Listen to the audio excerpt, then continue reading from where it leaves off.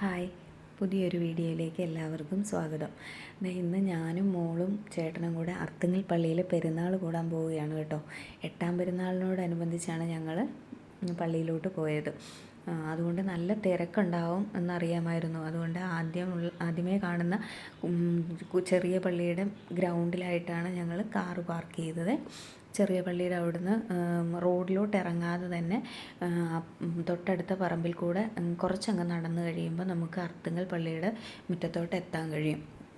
അതുകൊണ്ട് ഞങ്ങൾ റോഡിലോട്ട് ഇറങ്ങിയില്ല, തിരിച്ച പറമ്പ് വഴി തന്നെയാണ് പള്ളിയിലോട്ട് പോയത്. ഞങ്ങളൊരു കൂടെ മെഴുകുതിരിയൊക്കെ വാങ്ങിച്ചിട്ടാണ് പോകുന്നത്. നമ്മൾ അർത്തുങ്കൽ പള്ളിയുടെ മുറ്റത്തെത്തി. ആദ്യം കാണുന്നത് പഴയ പള്ളിയാണ്. ഇതാണ് പുതിയ പള്ളി. ഇത് മുഴുവൻ കരിങ്കല്ല് കൊണ്ട് തന്നെയാണ് പണിതിരിക്കുന്നത്. അപ്പോൾ പള്ളിയുടെ വെളിയിലായിട്ട് സെബസ്ത്യാനോസ് പുണ്യാളൻ്റെ രൂപം ഒരു പായ്ക്കപ്പലിൽ കിടക്കുന്ന രൂപമുണ്ട്. അതിന് മുൻപിലായിട്ടൊരു തട്ട് വെച്ചിട്ടുണ്ട്. അവിടെയാണ് എല്ലാവരും മെഴുകുതിരിയൊക്കെ കത്തിക്കുന്നത്. പള്ളിയുടെ അകത്ത് മെഴുകുതിരി കത്തിക്കാൻ ഇപ്പോൾ ആരെയും അനുവദിക്കാറില്ല. അപ്പോൾ അച്ഛനും മോളും ആദ്യം മെഴുകുതിരിയൊക്കെ കത്തിച്ചു. അവർ കത്തിച്ചതിന് ശേഷമാണ് ഞാൻ മെഴുകുതിരി കത്തിക്കാനായിട്ട് വന്നത്. നല്ല ഭംഗിയായിട്ട് തന്നെയാണ് പള്ളിയുടെ ചുറ്റുവട്ടം മുഴുവൻ അവർ ഒരുക്കിയിരിക്കുന്നത്. യേശുദേവൻ്റെ ജീവിത ചക്രത്തിലെ പല കാര്യങ്ങളും ശിലയുടെ രൂപത്തിൽ അവിടെ പ്രദർശിപ്പിച്ചിട്ടുണ്ടായിരുന്നു. നമ്മൾ ചെറുതിലെ ഒക്കെ കേട്ടിട്ടുള്ളതും ഒക്കെ ആയിട്ടുള്ള കാര്യങ്ങളാണ് അതെല്ലാം. അങ്ങനെ ഞങ്ങളതെല്ലാം ചുറ്റി നടന്ന് കണ്ടേ. ഇതാണ് പായ്ക്കപ്പല്ല് സെബസ്ത്യാനോസ് പുണ്യാളൻ കിടക്കുന്ന രൂപം. അതിന് മുകളിലോട്ട് എല്ലാവർക്കും കയറി ചെന്ന് പുണ്യാളനെ തൊട്ട് വണങ്ങുന്നതിന് സാധിക്കും. അത് ജലാശയത്തിൽ കിടക്കുന്ന പോലെ തന്നെയാണ് അവിടെ പ്രതിഷ്ഠിച്ചിട്ടുള്ളത്. ഈ ഇത് കണ്ടില്ലേ, ശിലകളുടെ രൂപത്തിലുള്ള യേശുദേവനെയും ശിഷ്യന്മാരുടെയും ഒക്കെ പ്രതിമകൾ അവിടെ ഉണ്ട്.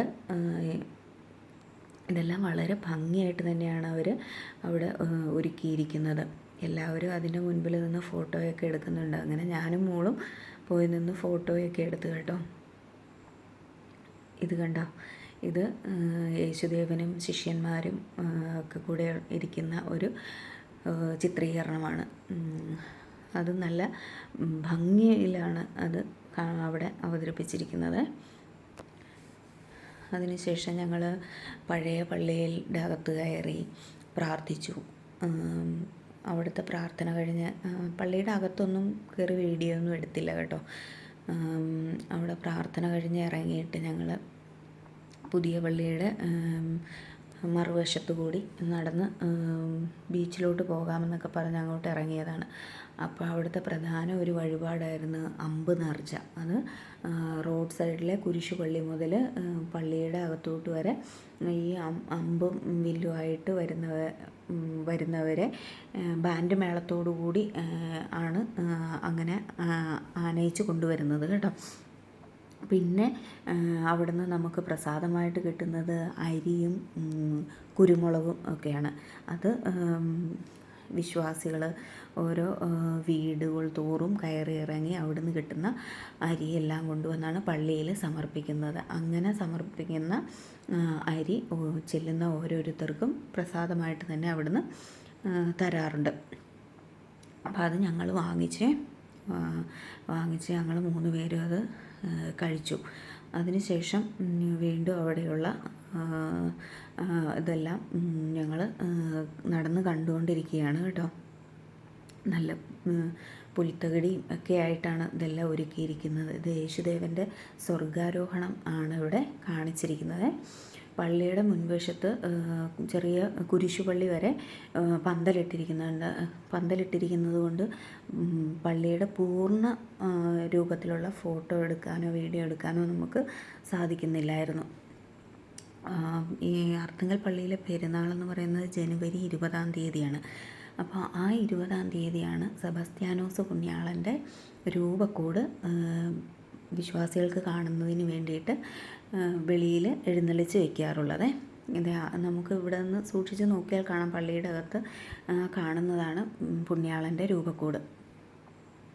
അത് 8ാം പെരുന്നാൾ വരെ അവിടെ ഉണ്ടാവും. പള്ളിയിൽ നിന്നിറങ്ങി ഞങ്ങൾ മാർത്തങ്ങൽ ബീച്ചിലോട്ട് നടന്നേ. അങ്ങനെ നടന്ന് അവിടെ ചെന്നപ്പോഴത്തേക്കും മോൾക്ക് കോളിഫ്ലവർ ബജി വേണമെന്ന് പറഞ്ഞു. അങ്ങനെ അവൾക്ക് കോളിഫ്ലവർ ബജിയും വാങ്ങിച്ചു, മുട്ട ബജിയും മുളക് ബജിയൊക്കെ ഞങ്ങൾ വാങ്ങിച്ചു. എന്നിട്ട് ഞങ്ങൾ 3 പേരും കൂടിയാണ് ഇതെല്ലാം കഴിച്ചത് കേട്ടോ. ഐസ്ക്രീമൊക്കെ കഴിക്കാൻ പുള്ളിക്കാരിക്ക് ചുമയായിരുന്നത് കാരണം അത് വേണ്ട, ബജി മതിയെന്ന് പറഞ്ഞു. അപ്പോഴാണ് ഒരു പൊന്തുവെള്ളം കടലിൽ നിന്ന് കരയ്ക്ക് കയറ്റിയത്. അതിൽ വലയിൽ അയല ഉണ്ടായിരുന്നു. അങ്ങനെ വല കുടയുന്നതാണ് ഈ കാണുന്നത്. നല്ല ഇടത്തരം അയലയായിരുന്നു. ആവശ്യക്കാർക്ക് അവർ വിൽക്കുന്നുണ്ട്. അവരിങ്ങനെ ഓരോ പങ്ക് കൂട്ടി വെച്ചിട്ട് ഇത്ര രൂപ എന്ന് പറയും, അത് ആവശ്യക്കാർക്ക് വാങ്ങിക്കാം. പിന്നെ അവിടെ നല്ല തിരക്ക് ഉണ്ടായിരുന്നു ബീച്ചിൽ. പെരുന്നാൾ സമയത്ത് ഇതുപോലെയാണ്, ബീച്ചിൽ നല്ല തിരക്കായിരിക്കും. മറ്റ് ജില്ലകളിൽ നിന്നൊക്കെ വരുന്ന ഒത്തിരി ആളുകൾ ഉണ്ടാവാറുണ്ട്. അവരെല്ലാവരും ബീച്ചിലും വന്നിട്ടേ പോകാറുള്ളൂ. നല്ല തിരക്കും വൈകുന്നേര സമയമൊക്കെ ആകുമ്പോൾ, പെരുന്നാൾ സമയത്ത് പോലീസും അതുപോലെ തന്നെ കോസ്റ്റ് ഗാർഡും ഒക്കെ അവിടെ ഉണ്ടാവാറുണ്ട്. കുട്ടികളൊക്കെ പട്ടം പറപ്പിക്കുന്നുണ്ടായിരുന്നു. പട്ടം എന്ന് പറഞ്ഞാൽ പഴയ രീതിയിലുള്ള പട്ടമൊന്നുമല്ല, ഇപ്പോൾ പരുന്തിനെ പോലെയൊക്കെ തോന്നിക്കുന്ന തരത്തിലുള്ള പട്ടമൊക്കെയാണ്. അത് പറക്കുന്ന കണ്ടെന്ന പരുന്ത് പറക്കുന്നതാണെന്നേ പറയത്തുള്ളൂ. അതുപോലെ അതേ കണ്ടോ, ദൂരെ ഉണ്ട്, ദൂരെ നമുക്ക് വ്യക്തമാകുന്നില്ല. ദേ ഈ കാണുന്നത് പരുന്തിൻ്റെ രൂപത്തിലുള്ള പട്ടമാണ്. താഴെ കുട്ടികൾ നിന്ന് പറപ്പിക്കുന്നതാണ്.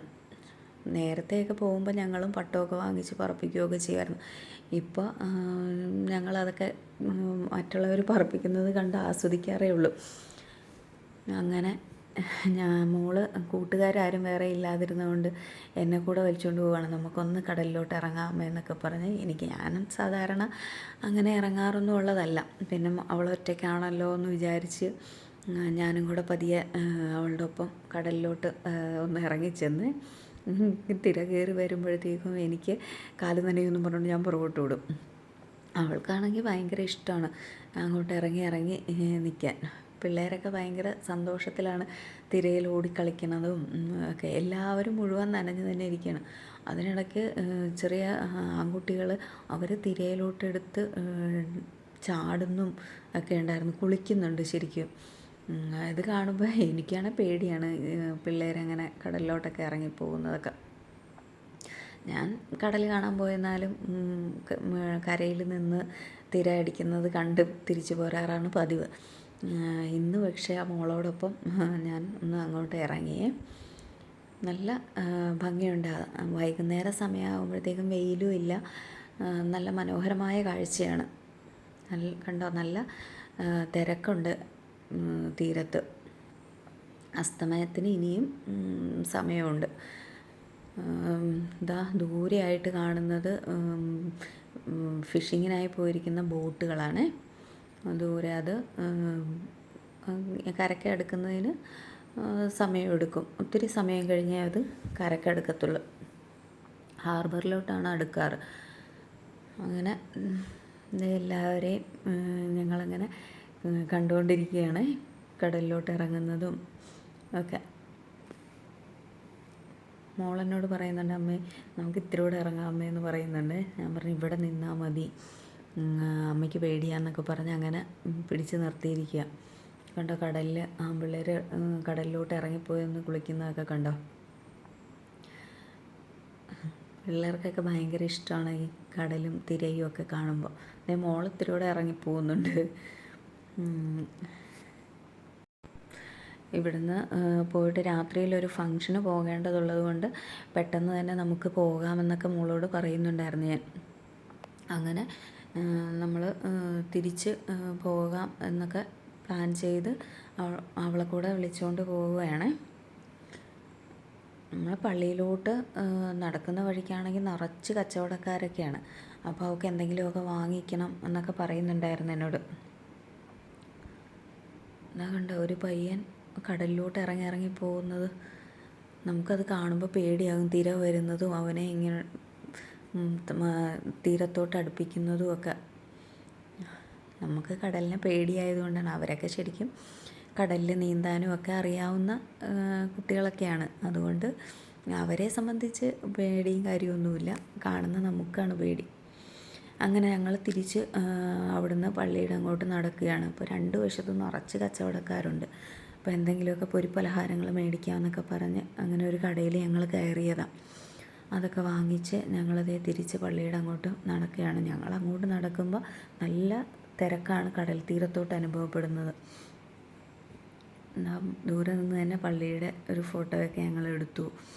അവിടെ നല്ല തിരക്ക് തന്നെ ഉണ്ടായിരുന്നു. പള്ളി മുറ്റത്ത് കുറച്ച് സമയം കൂടിയൊക്കെ ഞങ്ങൾ ചിലവഴിച്ചതിന് ശേഷം ഞങ്ങൾ തിരിച്ചു പോകാനായിട്ട് പോവുകയാണ്.